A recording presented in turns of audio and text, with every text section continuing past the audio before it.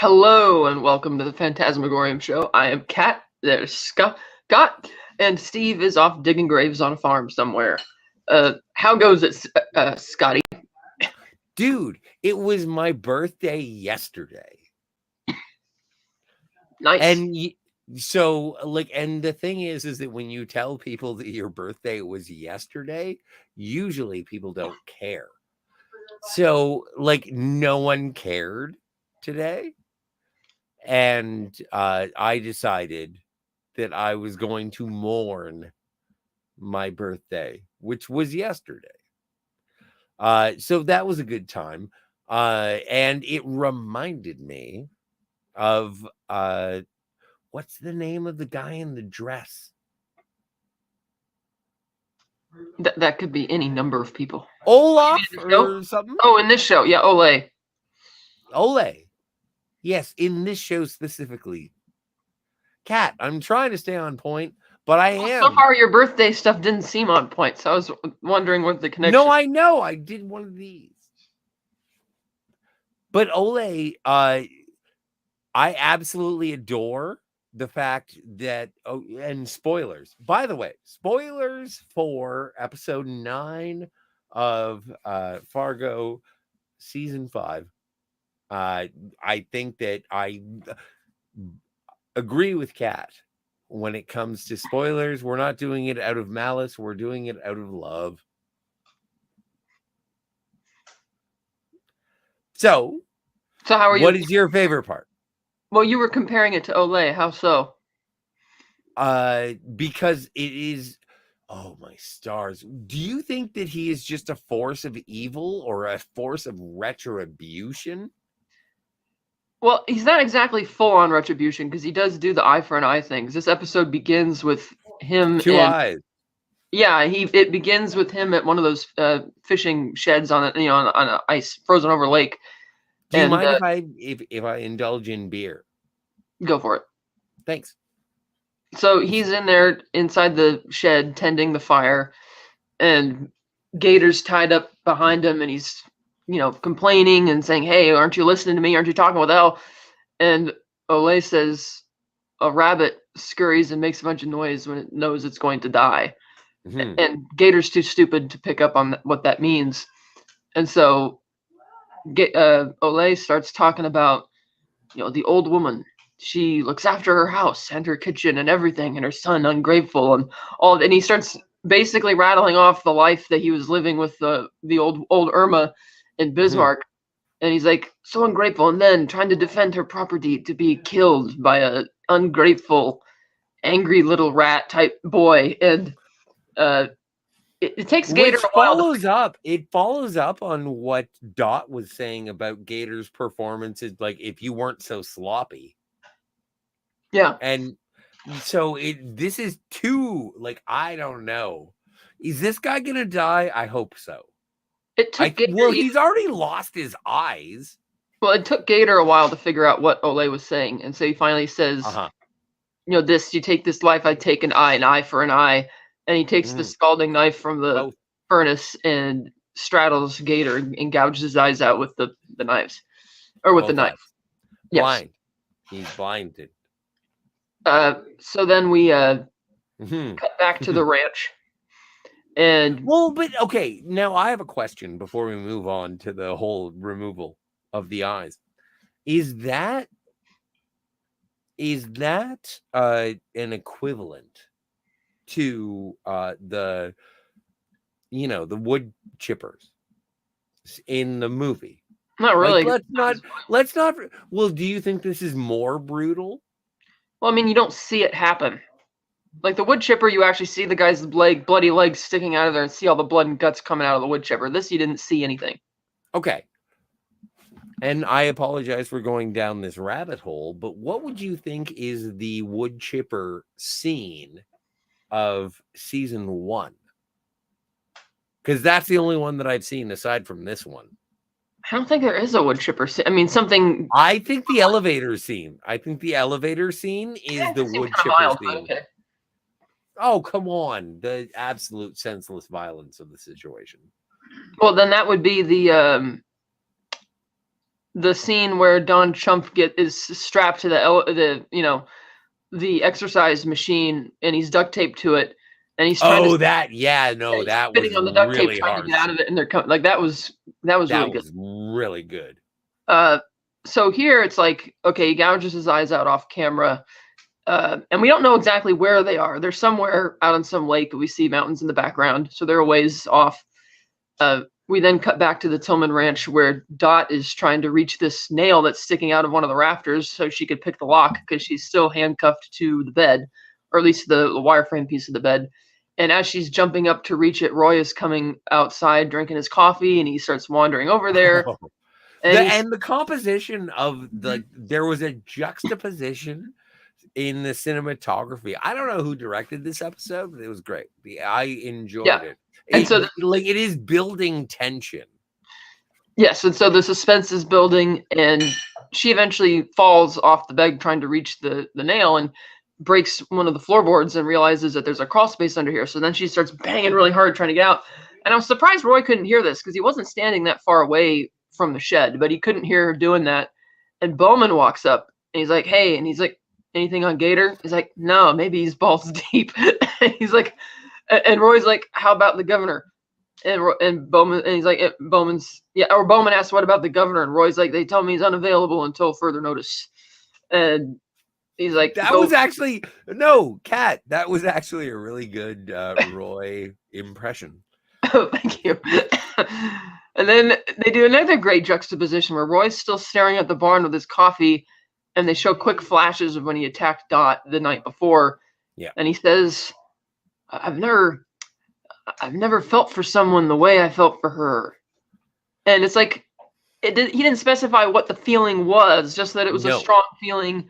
And he said, "I never want to feel that way again." And he tells Bowman to go in and, finish her off. And he just wanders off back to the house. And Bowman goes inside the barn. And again, the tension's picking up because it's Dot going to get away. And Bowman comes in the door and finds that she's gone, but she has smartly covered the bed over the broken part of the floorboard, finds another nail under the crawl space, picks the lock, stays quiet. And Bowman's kind of worried because she's gone, but he's also smart enough not to immediately run off and tell Roy because he's like, Roy's got bigger problems right now. And because Roy has told Bowman that we got to muster up the Patriots.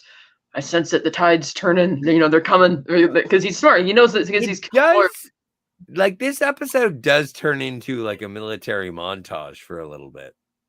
Yeah, it's great. He goes inside and he goes back. And they do it to YMCA. Well, he goes back. This is a funny thing. He goes into his office and he does this really great live stream from his website. He's like, and he's sitting there with his boots. I thought that was a bit on the nose. He's sitting there and he's like, "America's sheriff needs you.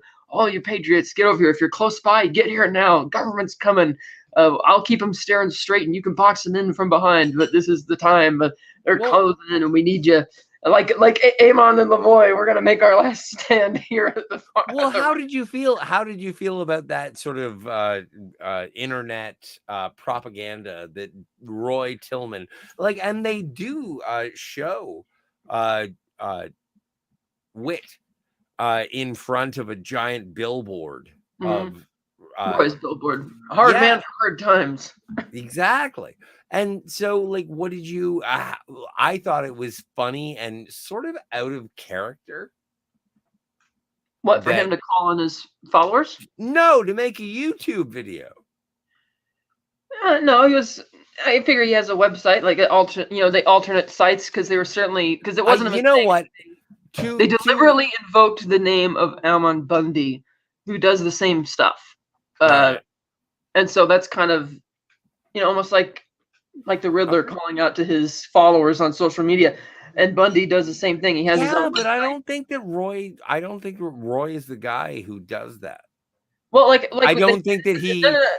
It's his father-in-law's website because his father-in-law is the one who runs the militia, and as we know, Roy uses them when he needs to, and so he's calling out to them to come and help back him up because he knows that the feds can't find the bodies on the property or he'll be in big trouble. And so he calls to them, and then they have the big montage to YMCA as the cavalry is showing up and pickup trucks.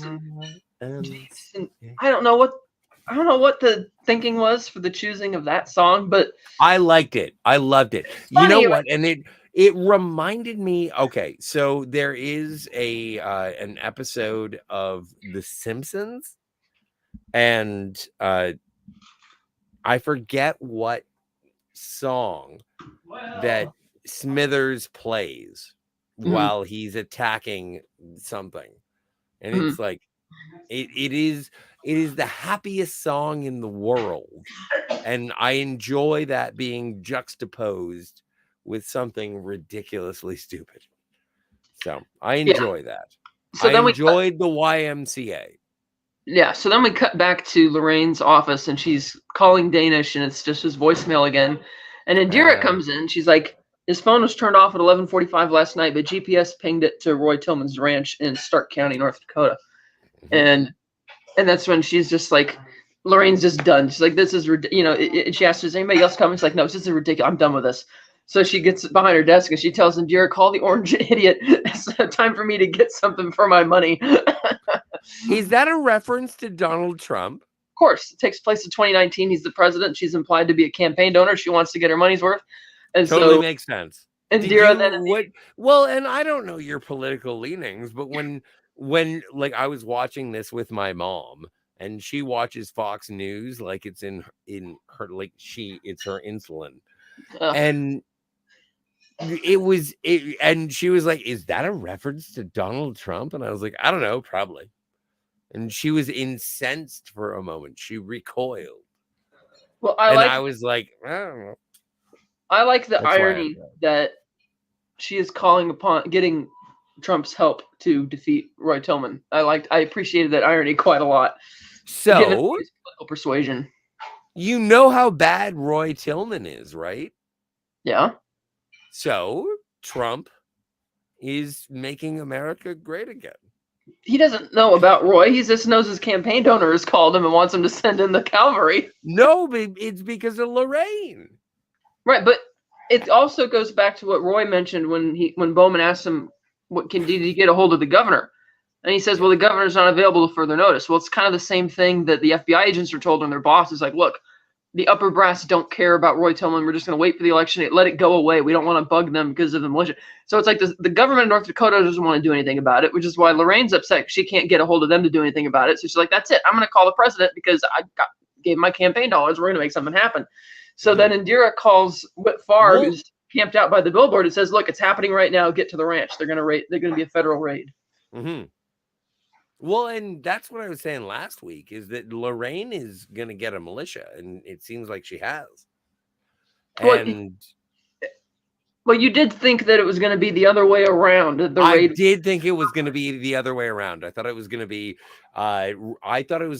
Roy trying to storm the castle to gain Dot, Yeah. and no, it seems the other way around. It seems like everyone's going to be storming the castle to gain Dot. So then we cut back to the ranch, and Dot sneaks out of the back of the barn, goes into Roy's house, kind of boldly goes inside the front door, goes up the stairs into her old master bedroom to find the phone, and as she's calling, the new wife Karen comes in with a rifle pointed at Dot and forces her Oh to. my God, I fell in love. And she's like, "Oh yeah, you got to put this down." And Dot immediately seizes on the fact that Karen has a fresh, bad, bruised black eye, and she's like, "Oh, he gave you that, did he? Well, you make some comment, some snide comment, and he back to you. We can stop it right now, you and me. We could end it today." And she's like, "No, why? So you can go home and ruin our lives, and I go to jail and be away from my daughters. Well, I'm not going to do this." She's like, "We could stop him right now, but." Karen doesn't want to, and she kind of starts putting down the gun a little bit, like tipping it down, almost like she's starting to listen. But then it's like her senses kick in. She's like, "No, I'm not gonna do this. I'll just kill you myself." And so Dot just grabs the head of the rifle out of the way and smacks her upside the head with the rifle, giving her another shiner. It was a slick move. And knocking Karen unconscious on the ground. And also, Karen's a bit of a bitch. Like, let's be fair. Oh yeah, so she takes Karen's smartphone and then goes into the closet and finds a trap door that goes down to the kitchen. I don't know. Hang on a second. Yeah. Kat, I have to ask you a question. We know that Karen is a bit of a dominatrix by request of Right. Roy Tillman. And we know how capable Dot is. Yeah. Do you think that they are? Obviously, this episode shows that no, Karen would lose in a fight to Dot. But like it makes sense that Karen would be kick-ass ninja person. Not to me, no. No, why? Because But her that playing stop. Her playing stupid sex games in the bedroom with Roy doesn't mean she's going to be skilled there. Like she has a gun and stuff because Roy taught her how to do that crap. yeah, but how did Dot get to be so super Jason Bourne? Like they said, she was a teen runaway. She'd been on the run for quite a while before she ended up at the ranch. Oh, a life of crime makes you into a ninja? Because Dot isn't a ninja. Contrary to what other people say, she's not a tiger. People like to say that because they're being absurd and funny, but she's not exceptionally. Like, look at what happened in the first episode. She gets kidnapped, okay? Oh. They drive out they get pulled over by state troopers. They shoot one of the troopers. They kill one of them, injure the other one.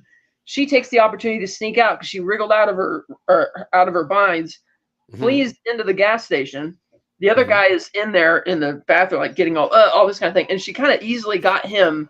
And then Olay manages to make an escape because she's not easily. That was an effort. That was half an episode. But that's not like a wild tiger thing. It's like that was a wild tiger thing. I you disagree. are She doesn't have dismissing. She does not have Jason Bourne level skills. I'm sorry. She's good, but she's not Jason Bourne. She's got, she's got suburban Jason No, but Bourne she's not. skills. She's not like this. I've always disagreed with Olay when he said at the beginning that, oh, you didn't tell me she was all this skill. It's like, no, she wasn't. You guys just weren't. You guys were being stupid and didn't tie her tight enough, and were not paying attention when you were dealing with the state troopers. That's why she got away. I don't know.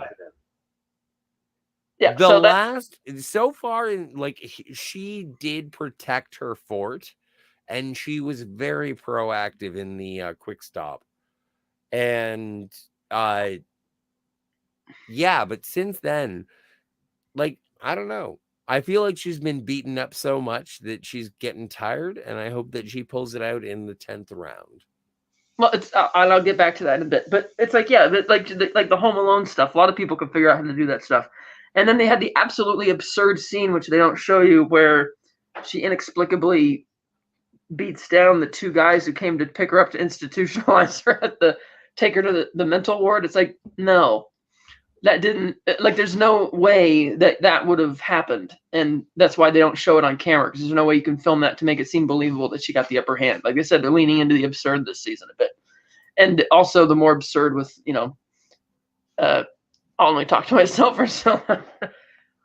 So anyway, I did notice something. Chat, will you reference the chat? Yeah, Lemon Pie says I only talk to myself for so long. Yeah, but there's more chat. It's further up. Well, keep going. Well, Anti-Derivative Jill was here, and she said in the chat, "Hi, Lemon." And then Lemon in the chat said, "Hello to us." Hey. So that's the chat. All right. So another thing Karen said that was odd. She said that the sheets in the bed were the same. Like we're still sleeping in your filth or something like that. Yeah, that was weird. I don't get what that means. Like, does she mean they haven't remodeled, or that, or maybe that's her way of? She also complained about the photos still being in the house. Well, as you should. Right. So it shows. When you keep a room together because it is a shrine,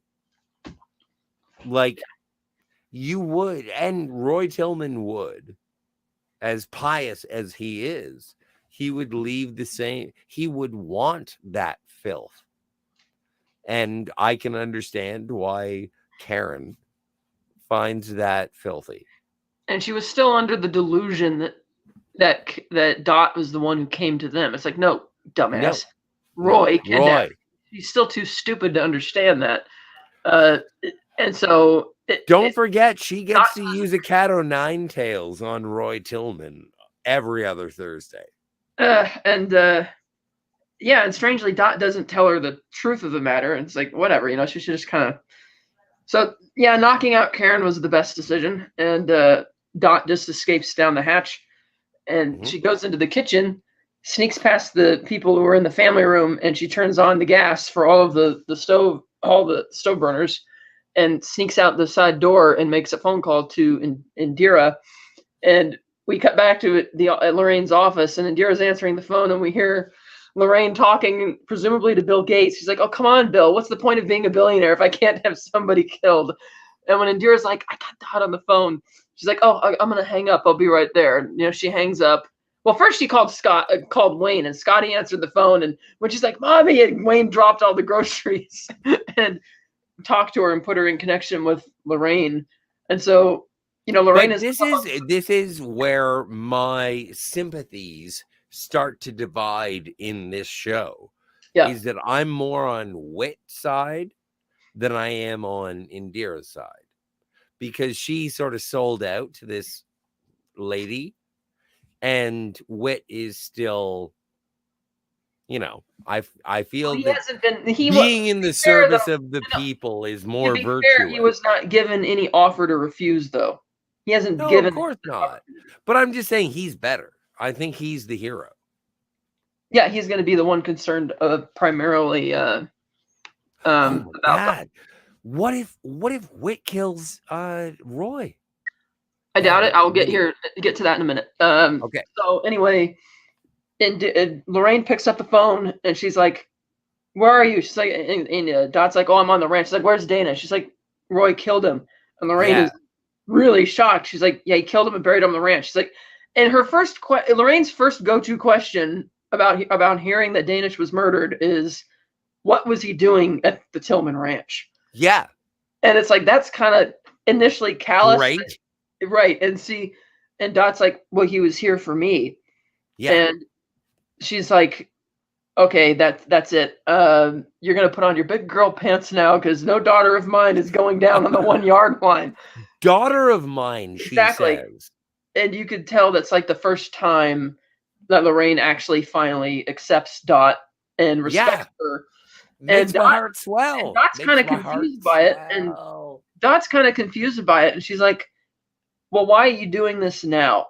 And Lorraine's like, "Why do you care?" She's like, "Well, I need to know right now." And we know the reason because she saw the photos and Indira stood up to her about it, but she just doesn't tell her. It's like, "No, you got to she's like, get back in the fight, and we're sending the cavalry in," type of thing. Yes. She's like, "I'm done," and then she hangs up the phone. She's like, "I'm done fucking around with this," which is great. So then we cut back to Roy, and he goes inside the house and he sees that some Well, of these. hang on a second. What? What started this particular drama? What do you mean? Like This became an issue because of a riot at a oh yeah, it's a school board meeting. School board meeting. Right. I do enjoy the progression. Anyway, you were saying. So Roy comes back in the house and he sees some of the militia guys sitting there. One of them is about to light a cigarette, and Roy immediately swipes it out of his hands, like, "Can't you smell that?" And they're like, "Huh?" And he goes into the kitchen and he sees the burners are on. He turns them off. He's like, "She snuck in here, got the better of you. Open all the windows and the doors, search the house." And so he goes upstairs with his pistol handy again, or it's his rifle, one or the other, I can't remember. And he looks inside the master bedroom and he sees Karen lying there knocked out on the ground, all bloody. And he doesn't bother. He's like, okay. He just kind of moves on like it's nothing. And he goes into Gator's room and he's like, Marco. Oh, yeah. No, that was really fucking dope. And then when he opens the closet door, he sees the satchel of money that he had given away. And he's like, oh, God, boy, what did you do? So he's like really worried about this, but they don't find Dot. And meanwhile, Whit Farr has. Well, wait. Before meanwhile. Yeah. I would like to say, you know how much of a John Hamm fan I am? Yeah. Like, I don't like John Hamm in this show. I'm not supposed to. I think he's really doing a great job. Like, as a John Hamm fan, if I were to say to somebody who was interested in John Hamm, this is not where I would send you first. But Well, I mean, this is from a acting great performance.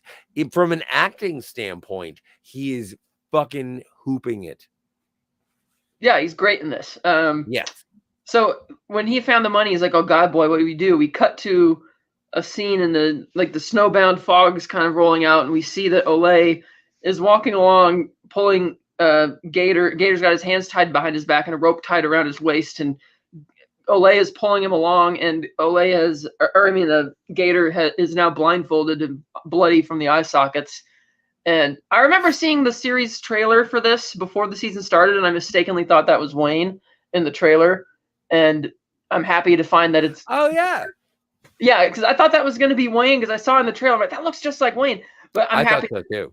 I'm happy that it's Gator and it's not Wayne. Me too. So Olay's just Fuck that walking guy. along through the snow back towards the ranch, and it's like, okay. Whitfar, meanwhile, meets up with the SWAT team, and he's like, "Look, I need to go in with you because I know the situation, what's going on here." And they're like, "Okay." So the feds drive in on the ranch, and you see the militia guys kind of hooting and hollering. Thanks, Lemon Pie. You're going to turn in early. All right. Thanks for joining us. And then we had a really interesting scene, which I want to get your thoughts on this. So the father-in-law confronts Roy, and he says, "Are you Hitler at the Reichstag or Hitler in the bunker? Because it seems like right now that you're just digging a grave to get us all dug in here." And he's like, and this is all just because I'm not going to put my guys on the line just because you couldn't control a little piece of ass and that kind of stuff. And I'm like, on the one hand, you could take this at face value in the father-in-law genuinely not liking the fact that Roy isn't fully committed and that he's not very manly. On the flip side, you could read between the lines as now that the rubber's hit the road, as it were, the father-in-law is being cowardly and wants to kind of chicken out of the confrontation. It's like, oh, you could talk a big show and get all the weapons and stuff. Oh, but now that you actually have to put up, he would much rather shut up. What did you think? You know what? I didn't actually react. It's interesting insight, and I'm an idiot. I'm getting. But in terms of what you're referring to, do I think that he was presenting himself cowardly? Yeah, I think that's the sense that I got out of the scene. I think he was being a coward because, amassing weapons, no matter what your ideology, if you're amassing weapons to prove your ideology, I think that you're pretty much a coward. Because you need guns to defend your ideas, and good ideas don't need guns. Good point. So Roy rides at the front entrance to the big Tillman Ranch. His father-in-law is kind of standing there leaning on the fence, and we see the two FBI agents are there. We see the head of the FBI SWAT in all his tactical gear, and we see Whitfar is there. And the feds basically say, "Look, we're here for two people. We're here for Danish Graves and Dorothy Lyon." Yeah. And he's like, no, he's like, "Danish Graves, is that a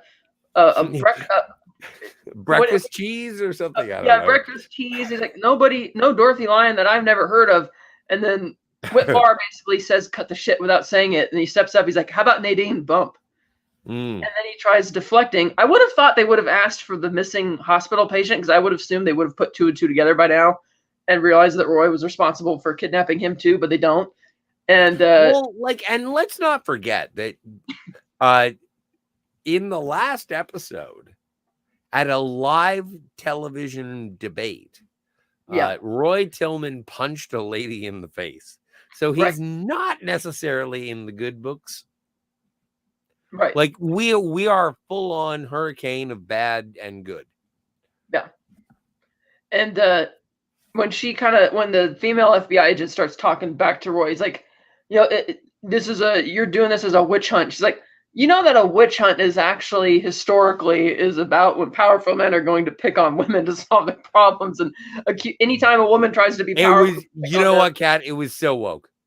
That line was too on the nose. And okay, fair enough. Not woke, but on the nose. It was too much for that context, because that's not what's going on, and it's clear that Roy is using witch hunt in the more modern context, which means that, oh, you're just scapegoating and attacking as you're looking for somebody to pick on. So for her to randomly mention that, it's like, yeah, he does pick on his wives and shit, but that's not really what's going on here at this specific And I standoff. agree. And Yeah, I so think it would have been a better scene had yeah. that not existed. Yeah, and he asks if they have a warrant, and they're like, well, we have probable cause. Like, well, I'm giving you a chance to leave now, and they're like, you don't want to get involved in a firefight with my boys. And the lead FBI guy in the tackle gear is like, I was just in a fight yesterday, and he's like, well, if it wasn't against a bunch of raggedy asses and towel heads and stuff like that, being all racist and stuff like that, Oh referring to, yeah, it's like, I assure you, this is going to go different than that. And I'll be a monkey's uncle. yeah, he basically that kind of thing. And the FBI agent rolls his eyes. He's like, come on, we're coming in there and we're going to find these people. And he's like, no, I'm giving you another chance to back up because my guys are coming in from behind and they're going to have the word, so you can leave right now and be fine. And again, you can see through Roy in his true colors, and that rather than being the big sheriff who amasses all these people because he wants to stand up for his rights, he is repeatedly basically begging them to go away because he does not want to get in this confrontation. Yeah. But he's presenting himself on a horse to Cowboy O'Malley. But his words are betraying the fact, no, you really don't want to assert yourself in this situation because you're scared. But Lorraine was right. So you don't want any responsibility. You want to be a baby. Yeah, so he just turns his horse away and he rides off. And the FBI's like, okay, we'll just move in. And Whitfar tells they all back off, wondering what's going on here. And the FBI agents say, yeah, they treat 1776 like Six Flags around here. It's like they think they're taking it seriously, but they're really not. And so he's like, all right, we're going to move in. And he's giving everybody tactical assignments. And Whitfar says, he goes with one group. He's like, wait a minute. Dorothy Lyon is crucial. I have to help her. And the FBI agents are like, yeah, she's if there's going to be any prosecution, she's going to be a key witness. And they're like, okay, we'll add her to the list. Like, the what? He's like, the to-do list. And Whitfar isn't satisfied with this because he suspects that. He's like, no, we're gonna, and he puts his foot down. He's like, we're gonna go in, and you can expect her to be armed and trying to defend herself and be a little scared. So we're not going to kill the victim with a helping hand, is what he says. And he makes sure that the other. I love that. That was one. What was it? We are not going to sacrifice hostages with the weight of a helping hand. I thought that was, and I'm even paraphrasing. I don't think I got it actually correct. That was such, I think that is the best line that I have heard. That is the best piece of written dialogue and performed. I think that is one of my favorite things. I want to make birthday cards based on that line.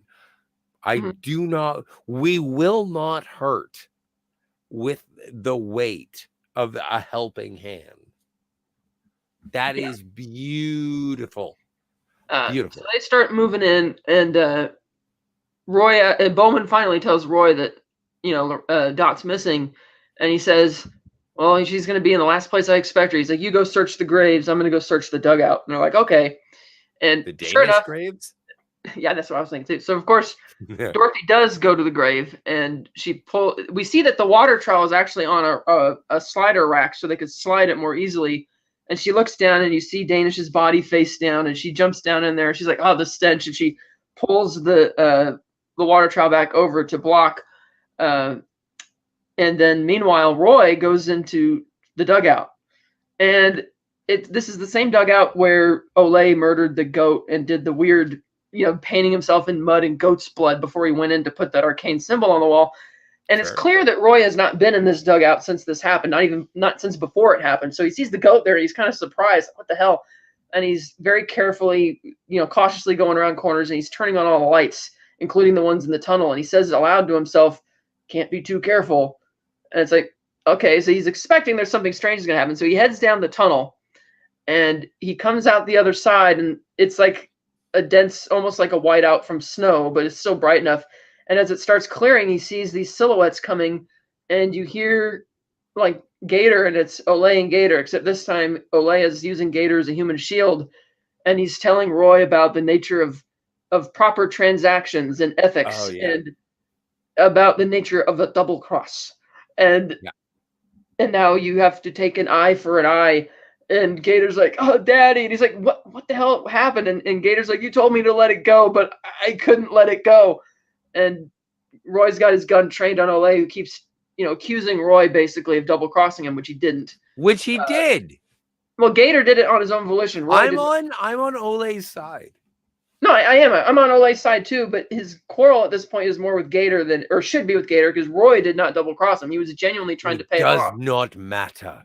And so the transactions will be conducted. And so Roy,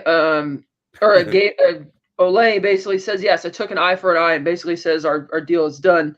And he shoves Gator into Roy, knocking them on the ground. Roy looks up, and Olay is gone. And Roy's looking around trying to figure out what the hell's going on here. And Gator's crying, "Daddy," blah, blah, blah. And he's like, "Shut up." And he's like, Roy's like, "I told you to shut up." And he's like, that was kind of heartbreaking, wasn't it? It was. And he's like, "You're no son of mine." And he just disowns him basically right there. Well, because he's a blind pussy. Right. And he disobeyed him. And he's always, like Dot said in the previous episode, "You know why they didn't name you Roy? Because he took one look at you and thought you were just some slimy lizard and going to be a loser your whole life." Well, but we've been talking about this since the beginning of the season, and how this is supposed to be like a Jack Skellington parallel. But this isn't Jack Skellington. He's a fucking pussy who needs his eyes cut out and cast aside. It's kind of like Jack Skellington in a different way. Skellington didn't have his eyes cut out. Jack Skellington has no eyes. He's a skeleton. Oh, good point. And the thing is, even though he's the king of Halloween Town, really scary and all this, he's actually a big softy underneath. And yeah, but I don't think that it's an. I don't think it's an. No, but they're doing it thematically. So I don't think so. I think that's definitely what's going on here. I think they're ripping off songs just for the sake of fun. It will lead into my prediction in a moment. But all right. Anyway, back at the meanwhile, back at the ranch. Bowman and two thugs are heading over towards the water trowel at the windmill, and they see a rifle that's been left there. And they're like, "What's this?" And they pick it up, and Bowman's really cautious, and he gets his gun trained. The two guys start moving the trowel out of the way, and Dot's down there with nothing but a femur to defend herself with. And for a second, Bowman hesitates. He sees her, he's got his gun trained on her, and then bam, 3 quick shots, and Bowman and the two thugs have been killed, which is good because Bowman was a prick. And she's like, Dot is kind of beside herself, like, what the hell happened? She's kind of afraid. And then emerging from the mist is the silhouette of Olay. And he looks down at her, and she looks up at him, and she recognizes him, which is why she's kind of uneasy, like, what's going on here?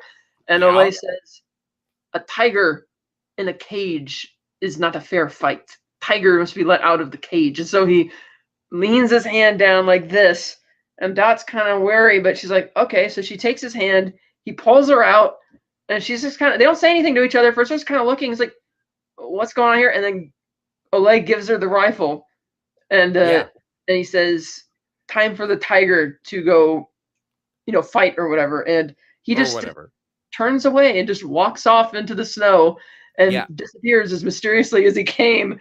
And then Dot triumphantly cocks the gun and cocks the rifle and starts walking back towards the barn to end the episode. Chef's kisses. Yes. Loved it. Absolutely loved it, because both of them had been wronged by Roy Tillman, and both of them are now on the same team. All they care about is the end of Roy Tillman. And in fact, that other guy, he blinded his son. And they are both. This is really fucking dark, yo. They are both fed up with. Well, she is literally fed up with Roy. Yes. And he figuratively is just fed up with people like Roy, because he's been a sin eater for all this time, and he's just done with it. However, 200 years. However, what Olay did not know is that Roy never really respected Gator to begin with, so that's why Roy could so easily disown him. So it probably didn't have the effect that Olay intended. But he is wandered off. But that also informs the character of Roy to be like, "Oh my God, you are an icicle." But my prediction for next week is that as much as you and I said we want Roy to squeal and cry and whine like a baby, I think Gator is going to be the one to kill him and bring it out of him. because But he's blind. in the night, like Jack Skellington in the Nightmare Before Christmas parallel, what happens at the end of Nightmare Before Christmas? I've never seen it. I don't know. Do you care? Spoilers. No, I don't care about Okay, spoilers for the spoilers Nightmare in Before Nightmare Before Christmas. The boogeyman All right. is like portrayed as this burlap sack type thing, and when Jack goes against the boogeyman and pulls his loose thread, it's revealed to be nothing more than just a bunch of bugs, which are like living bugs just stuck in the sack, and a big fat nothing, basically, like Roy. Oh, And so okay. Jack Skellington kills the boogeyman, and Oh, he was just the big fat nothing. And I think that even though Gator is blind, I think he might injure Roy or be key to like some type of interrupting some Mexican standoff, perhaps like initially stopping him, because he is just a big show off. He doesn't really like, even in Nightmare Before Christmas, the boogeyman always has the upper hand in his lair and is a sadist who wants to torture those who come down, who are sent down to his dungeon. But never will the tables ever be turned against him, because he's a sadist and he's evil, but he's also a coward and full of big fat nothing, just like Roy Tillman. And so, well, I kind of want to. I want to see Roy get stabbed. He might. If I had my choice of death for Roy, I would say stab. Yeah, I think that, but I also think you're right that it's not going to be a simple, quick bullet to the head situation. And he might not even die. He might go to prison and get caught up. But then again, the North, because he doesn't have friends in the bigger government like Lorraine does. Like Lorraine is literally seek the president and the federal authorities on Roy, contrary to what the North Dakota governor wanted to do, which was nothing, and just waited. And now that you bring up Lorraine, I don't think that I've praised Jennifer Jason Leigh enough. Mm-hmm. I think that she is doing such a bang up job. She has a character arc. You would think that she's going to be the Cruella de Vil, and she isn't. And you believe her transformation. I do wonder if she's going to have a more proactive role in the finale, or if she's just going to stay behind in her office. She's going to kill Wayne. Why would she kill Wayne? It's her son. Fun, profit. No. I was wondering if Wayne or Scotty were going to get more involved, but now they're too far away from Stark. Actually, all three of them are too far away from Stark County, come to think of it. You know what? Everyone gets angry when Scotty becomes the new Hawkeye. Oh, no. The old Hawkeye wasn't a Scotty. I'm not sure where that goes. Is there any other comments in the chat I should look? Because you're kind of losing it. I'm not even paying attention. That's precisely why. I thought this was going to be a little fun, but you're kind of off your rocker right now. Yeah, no, it's fun. Let me see. Yeah, see, even... No, there's nothing else. A great show. Hi, Jill. Hi, Lemon. Lemon Pie says, I'm going to go out on a limb here. Roy is a real jerk. He also follows up saying, regardless of one's political leanings, the political commentary was present in this show from the start. I just accepted that early on in this season. He says, yeah, that's...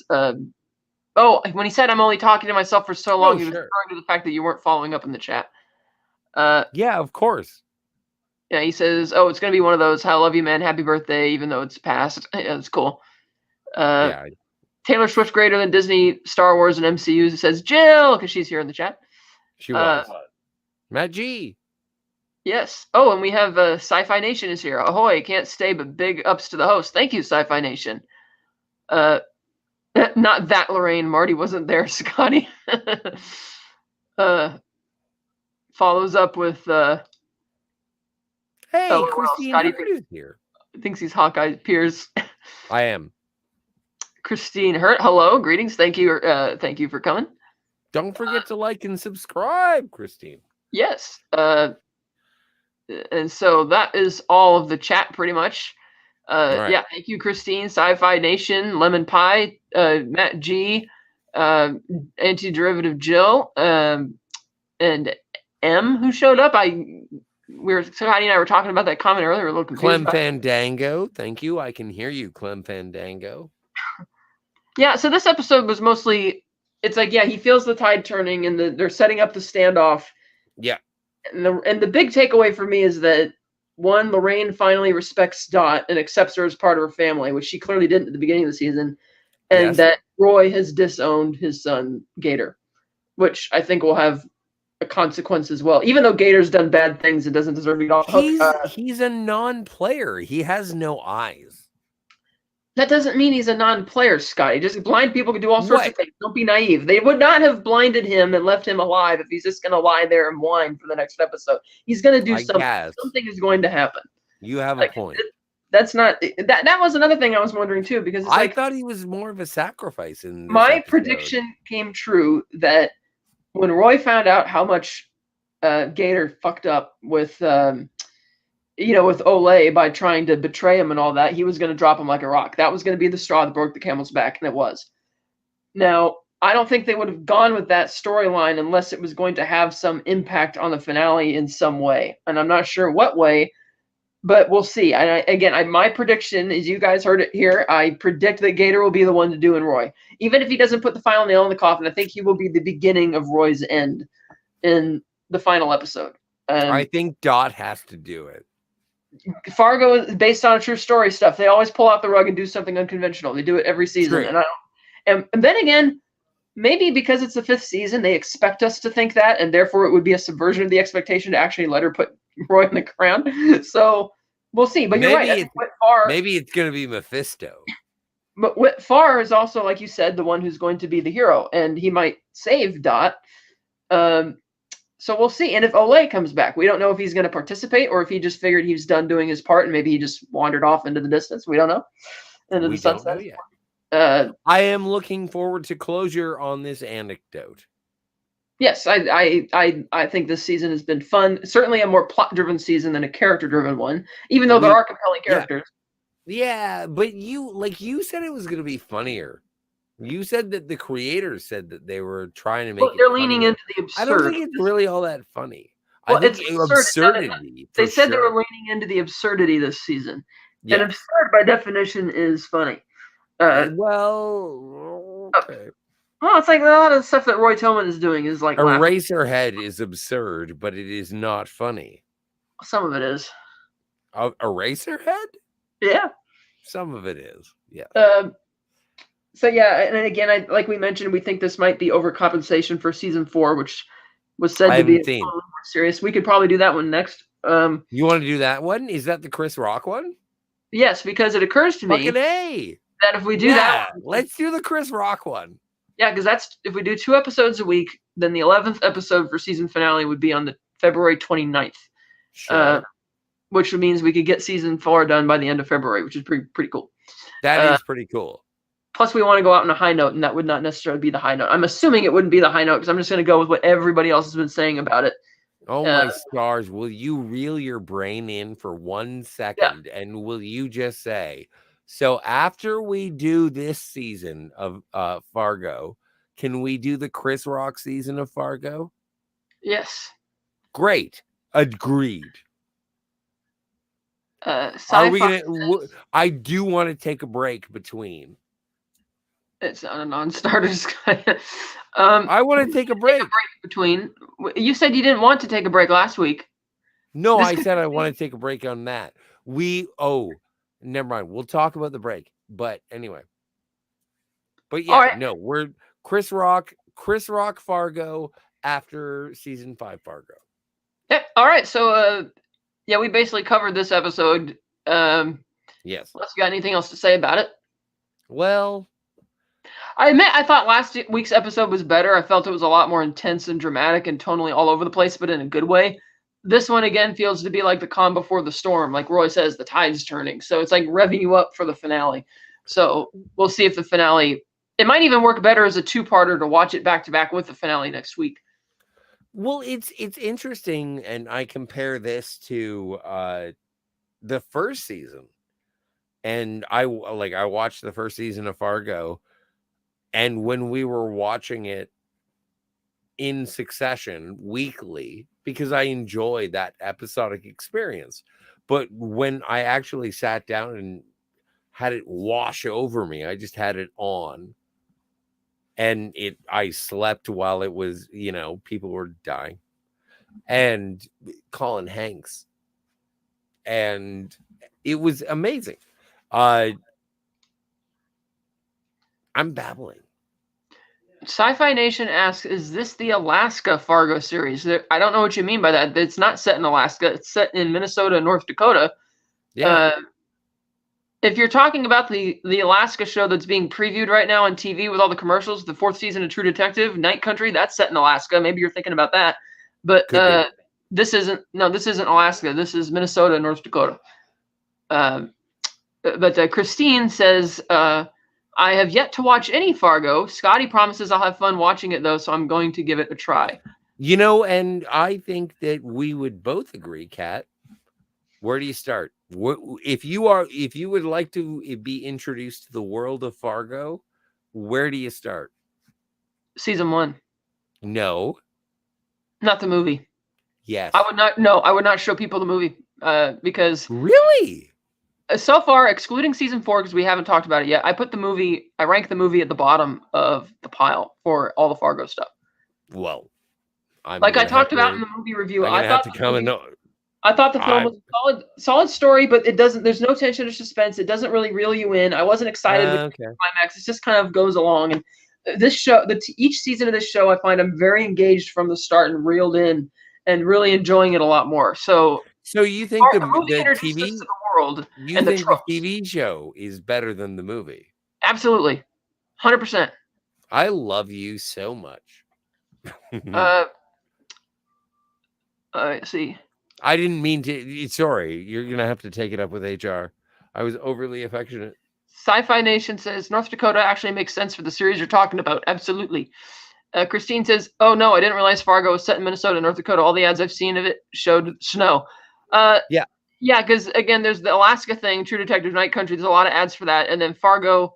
The ads for Fargo are kind of odd because they'll sometimes just show like images of like for season 5, it's like the cows grazing and there's some snow on the and it's like this is a little odd because it's not really showing you any actual parts like stuff from the episodes.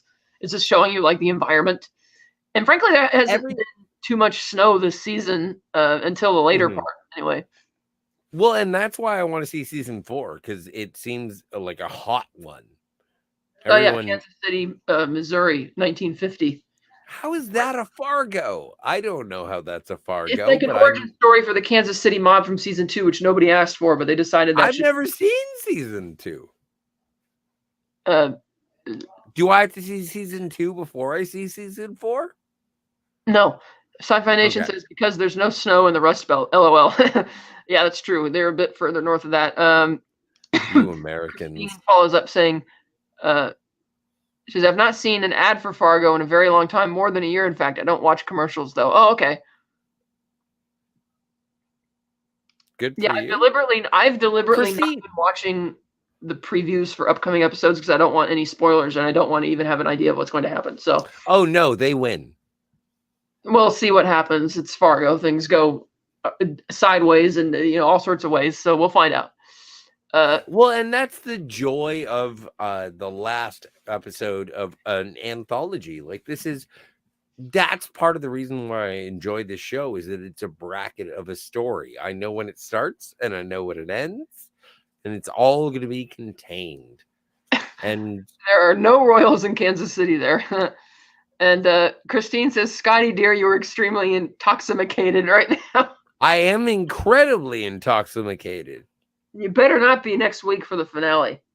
It was fine this week because not much happened. No guarantees. You better be sober next week. You want me to be okay? Fair enough. Good answer. Yes, it is. I will be on the ball. I got the reference, Sci-Fi Nation. That was a good one. Okay, so I guess that's it. Thanks everybody for joining this week. And we will be. Thank everyone in the chat. I did that earlier. I'll do it again. Yeah, Sci-Fi Nation, Christine. Antiderivative Jill, Lemon Pie, Matt G, and then M at the top of the chat. You know how to cue the exitro?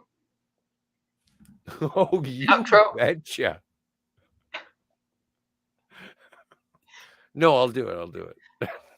Do it.